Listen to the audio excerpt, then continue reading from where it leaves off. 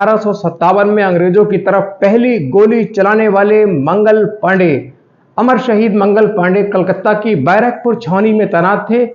ये वो छावनी थी जहां बहुत बड़ी संख्या में सैनिकों को रखा जाता था। इसके कुछ दूरी पर अंग्रेज सेना अधिकारियों के आवास थे, वो वहां विथ फैमिली रहा करते थे। एक दिन 29 मार्च 1957 को मंगल पांडे धोती और कोट पहनकर हाथ में अपनी राइफल तलवार लेकर के अपने सैनिकों के पास जाते हैं। उनको गाली देते हुए कहते हैं, तुम लोग तैयार क्यों नहीं होते हो? फिरंगी यहां मौजूद हैं, तुमने मुझे उकसाया उनके खिलाफ, तुम खुद खड़े नहीं हो रहे हो, तुम खुद मेरा साथ नहीं दे रहे हो, बाहर निकलो, तैयार हो, अंग्रेजों से अपनी अपमान का बदला लो।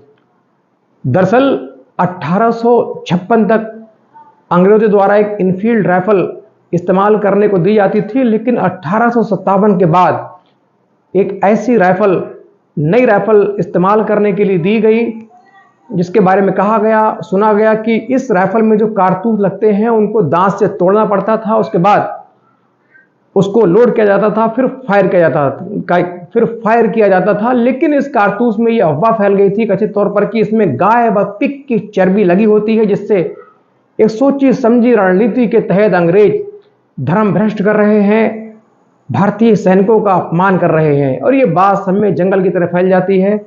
और एक दिन एक विशेष जाति के सैनिक ने ब्राह्मण जाति के सैनिक से पानी पीने के लिए उनका लोटा मांगा, तो ब्राह्मण जाति के सैनिक ने पानी का लोटा ये कहकर देने से मना कर दिया कि तुम एक खास जाति से आते हो, हमारा लोटा अपवित्र हो जाएगा, हमारा धर्म भ्रष्ट हो जाएगा। तो उस खास किस्म के सैनिक ने कहा, तुम्हारा धर्म, तुम्हारा अस्तित्व बहुत दिन तक जिंदा रहने वाला नहीं है, क्योंकि इस वक्त जो गोलियां तुम इस्तेमाल कर रहे हो, जिनकी लॉक को मुंह से तोड़ते हो, उसमें गाय व पिग की चर्बी भरी हुई है, और बहुत दिन तक तुम्हारा धर्म अस्तित्व में नहीं रहने वाला, तुम्हारा धर्म बहुत जल्दी भ्रष्ट कर दिया जाएगा। और ये खबर सुनते ही उस सैनिक के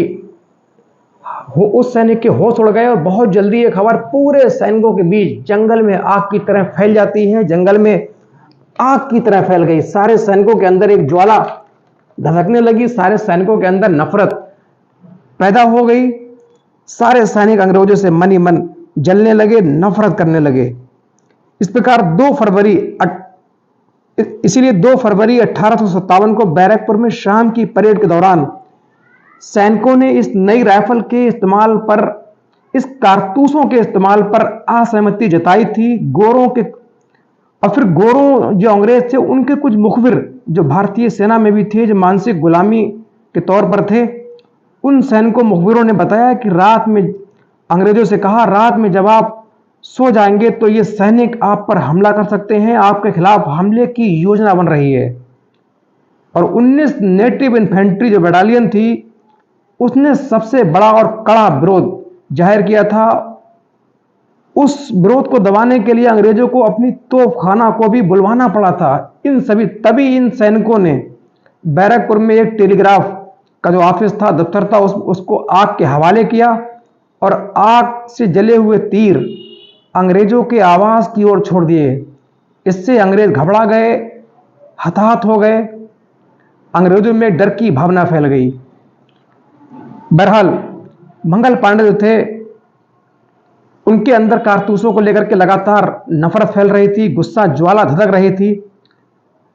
इसी को लेकर के 29 मार्च 1957 को वो 5:10 पर उस परेड ग्राउंड में पहुंचते हैं। पहले अपने सैनिकों से कहते हैं, तुमने मेरा साथ क्यों नहीं दिया, तुमने मुझे उकसाया है, इस लड़ाई के लिए आगे बढ़ाया है, और तुम खुद तैयार नहीं हो रहे हो, जबकि फिरंगी वहां सब मौजूद हैं। आओ मेरे साथ, उठ खड़े हो, चलो अंग्रेजों को मार कर मौत की नींद सुलाते हैं और अपने साथ हुए इस अपमान का बदला लेते हैं। लेकिन कोई सैनिक उनके साथ नहीं आगे बढ़ता है, लिहाजा खुद मंगल पांडे परेड ग्राउंड में हंगामा शुरू कर देते हैं। उसी दौरान वहां लेफ्टिनेंट BH बाग पहुंच गया। मंगल पांडे ने तुरंत उसके ऊपर अपनी गोली चलाई, लेकिन इत्तेफाक से जो गोली है वो मंगल पांडे की गोली राइफल से निकली, वो उस अंग्रेज लेफ्टिनेंट अधिकारी के घोड़े की टांग में लगी। घोड़ा फौरन नीचे गिर जाता है। तभी उठकर BH बाग तुरंत मंगल पांडे पर अपनी पिस्तौल से फायर करता है, लेकिन वो फायर मंगल पांडे के ऊपर से निकल जाता है और उसके पीछे आ रहे होते हैं आर्मी के sergeant major Hewson.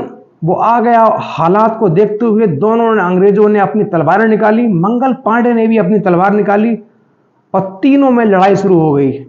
Lieutenant BH बाग बुरी तरह से घायल हो गया। इसी दौरान सारे जो सैनिक हैं वो तमाशबीन बनकर पूरा घटनाक्रम देख रहे थे। मंगल पांडे, लेफ्टिनेंट बाग, सार्जेंट मेजर ह्यूसन, तीनों में लड़ाई चल रही थी।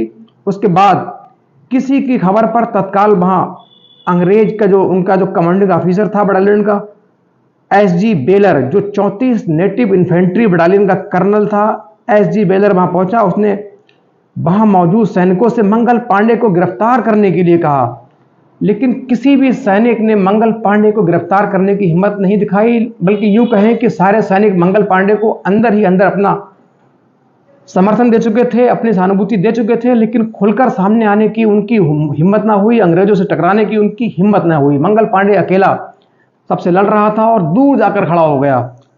तभी किसी की खबर पर उस दौरान वहां जनरल जो हियरसे होता है, किसी की सूचना पर पहुंच जाता है और मंगल पांडे की ओर बढ़ता है। तभी कोई चिल्लाता है, सर उसकी राफल में गोली है, आप वहां मत जाओ। तभी वो क्वार्टर गार्ड की तरफ बढ़ता है और वहां से जो सैनिक खड़े होते हैं उनको बोलता है, मंगल पांडे को फौरन गिरफ्तार कर लो, वरना मैं तुम्हारे पिस्तौल मार दूंगा, पिस्तौल से गोली मार दूंगा। इस बार जो सैनिक हैं वो उसके आदेश की अवहेलना नहीं कर पाए, घबरा गए, लिहाजा मंगल पांडे की ओर गिरफ्तार करने की नीयत से बढ़े। तभी मंगल पांडे ने जो है अपनी राइफल का जो कोड़ा है उस पर अपने पैर का अंगूठा रख करके उसकी नाल अपने छाती की ओर की, इत्तेफाक से गोली कंधे में लगी और साइड से निकल गई। मंगल पांडे लहूलुहान होकर वहां गिर जाते हैं। तभी एक सिख सैनिक उनकी तलवार पकड़ता है, उनको फौरन गिरफ्तार किया जाता है और इलाज के लिए भेज दिया जाता है। उनका इलाज चलता है, काफी हद तक ठीक हो जाते हैं, कुछ हद तक उनका दर्द और जख्म बरकरार रहता है। उन पर मुकदमा चलता है, बहुत कम वक्त में मुकदमे की जो तारीख फिनिश की जाती है, गवाही चलती है। चूंकि उस वक्त अंग्रेज अधिकारी पर हमला करने का मतलब खुद के मौत के डेथ वारंट पर साइन करने के जैसा था, लिहाजा उनको मौत की सजा यानी फांसी सुनाई गई। उनको 18 अप्रैल का वक्त फांसी के लिए मुकर्रर किया गया, लेकिन अंग्रेज बहुत चालाक थे, वो समझ गए अगर मंगल पांडे को हमने उस वक्त फांसी दी तो बहुत देर हो सकती है, कहीं आज़ादी की चिंगारी ना बाकी देशवासियों में भड़क जाए। लिहाजा उनको तमाम सैनिकों के सामने तय तारीख से 10 दिन पहले यानी 8 अप्रैल 1957 को वहीं फांसी दे दी गई। इस प्रकार हमारा आज़ादी का ये मतवाला, ये महान देशभक्त सैनिक, अमर शहीद, सब कुछ सर्वस्व निछावर करने वाला महान योद्धा इस धरती के लिए हमेशा हमेशा शहीद हो गया, फांसी के फंदे पर चढ़ा। और वो तमाम गुलाम मानसिकता वाले सैनिक जो गुलामी की मानसिकता में जकड़े हुए थे, जो मंगल पांडे जब संघर्ष कर रहे थे उस वक्त तमाशबीन बनकर देख रहे थे। हालांकि मंगल पांडे के खिलाफ किसी ने कुछ नहीं कहा उस वक्त, लेकिन तमाशबीन बनकर देख रहे थे। गुलामी की मानसिकता इस कदर भर चुकी थी, खौफ अंग्रेजों का इतना भर चुका था कि कुछ कर नहीं पाए। लिहाजा मंगल पांडे एक उगता हुआ सूर्य, उसका उदय, वो सूर्यास्त हो गया, डूब गया, लेकिन छोड़ गया अपने पीछे आज़ादी की एक चिंगारी, देशवासियों में एक जज्बा, एक आग की ज्वाला, बदले की भावना, एक जुनून, जोश, हौसला, जो शायद 1857 के स्वतंत्रता संग्राम में देखने को मिला। उनकी कुर्बानी के फलस्वरूप पूरे देश में 1857 में पूरा हंगामा हुआ, गदर हुआ, अंग्रेजों के खिलाफ हंगामे हुए, हमले हुए, लेकिन किसी वजह से उस वक्त देश आज़ाद नहीं हो पाया और अंग्रेज फिर से भारत में अपना वर्चस्व स्थापित कर चुके थे और इस प्रकार एक वीर सपूत का अंत हो चुका था। आज भी इतिहास में मंगल पांडे का नाम अमर है और हमेशा अमर रहेगा और ऐसे देशभक्त वीर को हमारे